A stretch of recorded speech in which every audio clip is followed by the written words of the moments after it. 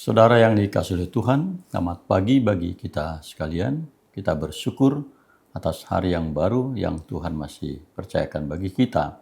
Dan sebelum kita mengawali aktivitas kita sepanjang hari ini, marilah kita disapa oleh firman Tuhan yang menjadi dasar dan kekuatan bagi kita menjalani hari-hari ini. Namun sebelumnya, marilah kita memohon kekuatan dari Tuhan, kita berdoa. Ya Allah Bapa kami bersyukur Tuhan atas hari yang baru dan nafas hidup yang Kau percayakan. Kami ingin melanjutkan kehidupan yang Tuhan berikan, namun kami ingin juga diteguhkan oleh firman-Mu sebagai kekuatan bagi kami untuk menjalaninya. Berfirmanlah Tuhan dan kami siap untuk mendengarkannya. Dalam nama Yesus kami berdoa. Amin.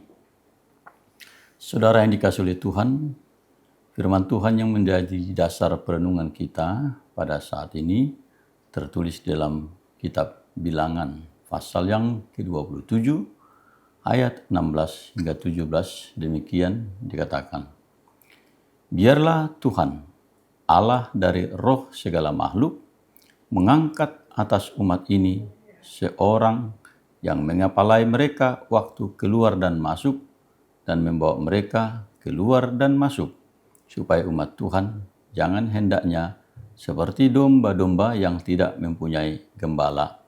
Demikian firman Tuhan. Saudara yang dikasihi oleh Tuhan, satu hal yang tidak dapat kita elak dalam realitas hidup kita ialah usia yang semakin bertambah. Dan bagi orang tua pada umumnya, hal itu akan sangat terasa karena diikuti oleh berbagai kelemahan fisik, tenaga yang semakin berkurang, penglihatan atau juga pendengaran yang semakin memudar, dan juga ingatan yang semakin merosot. Kondisi itu akan semakin terasa, terlebih bila tidak diimbangi dengan pemenuhan nutrisi atau gizi yang dibutuhkan oleh tubuh.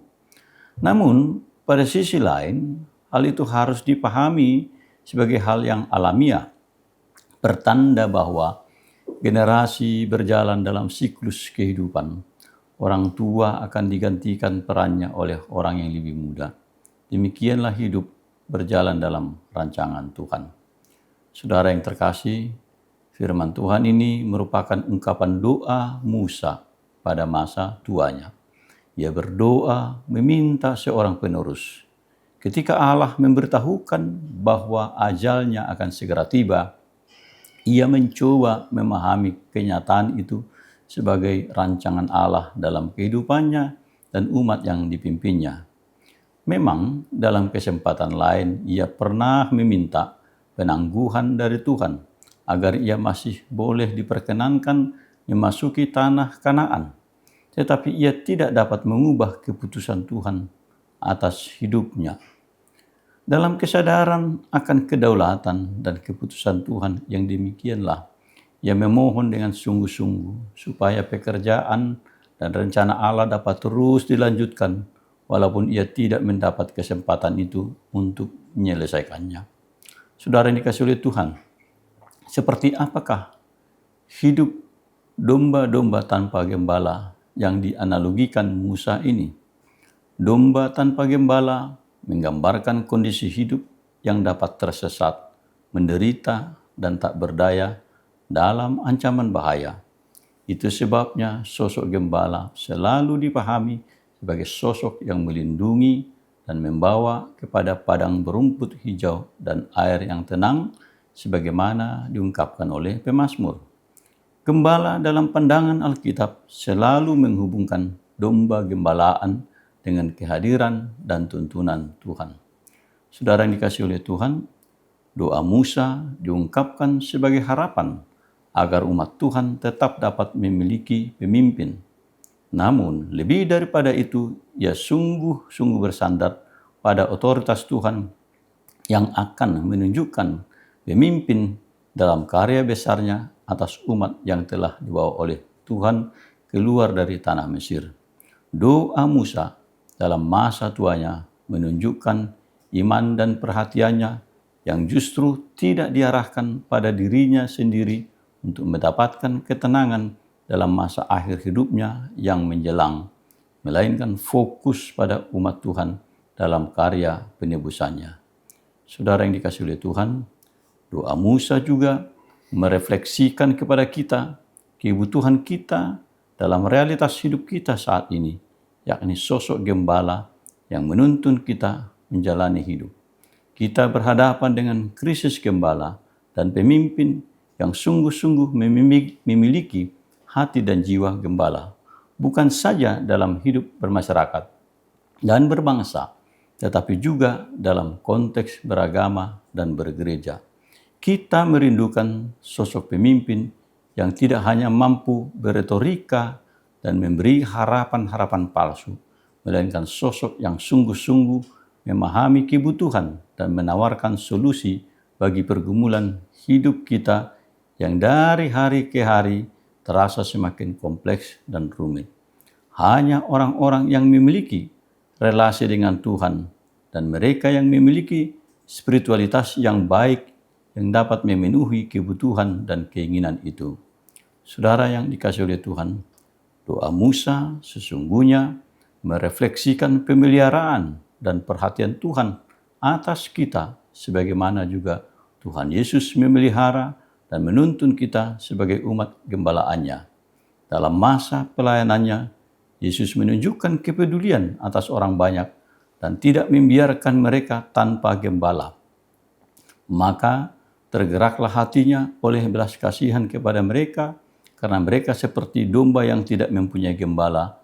Lalu mulailah ia mengajarkan banyak hal kepada mereka dalam Markus 6 ayat 34. Yesus sendiri menyatakan dirinya sebagai gembala yang baik, yang bahkan menyerahkan hidupnya bagi kawanan domba gembalaannya. Saudara yang dikasihi oleh Tuhan, bagaimanakah kita merespon doa Musa ini dalam realitas hidup pribadi kita?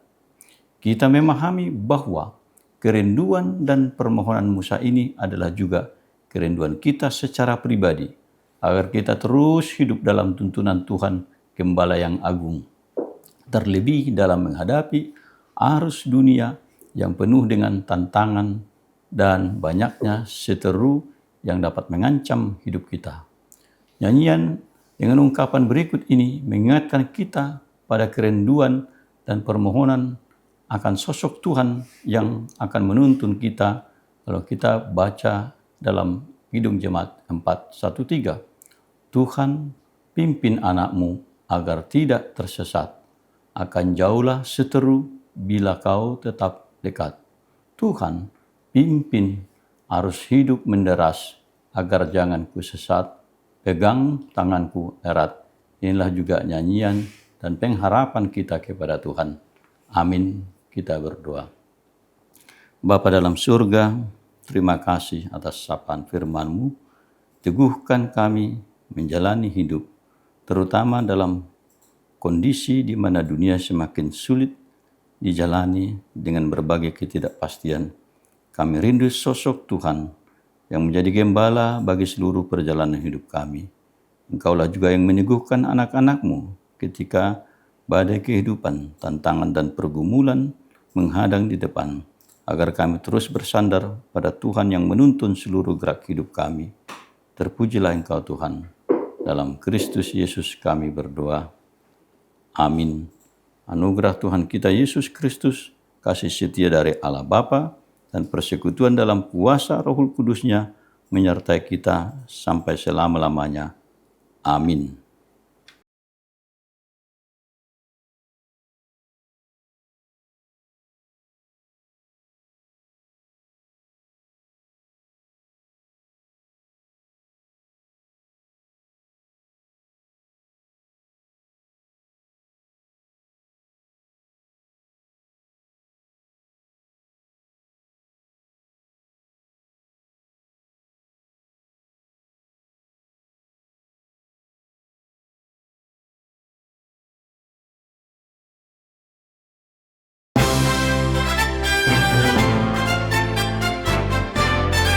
Hai guys, dalam rangka memperingati Hari Ulang Tahun Republik Indonesia yang ke-81, HKBP Penteng mengadakan main padel bareng yang akan dilaksanakan di Elite Padel Club Arandra Cempaka Putih pada tanggal 1 Agustus 2026. Jangan lupa ikutan dan pantengin terus IG HKBP Menteng. Ayo join!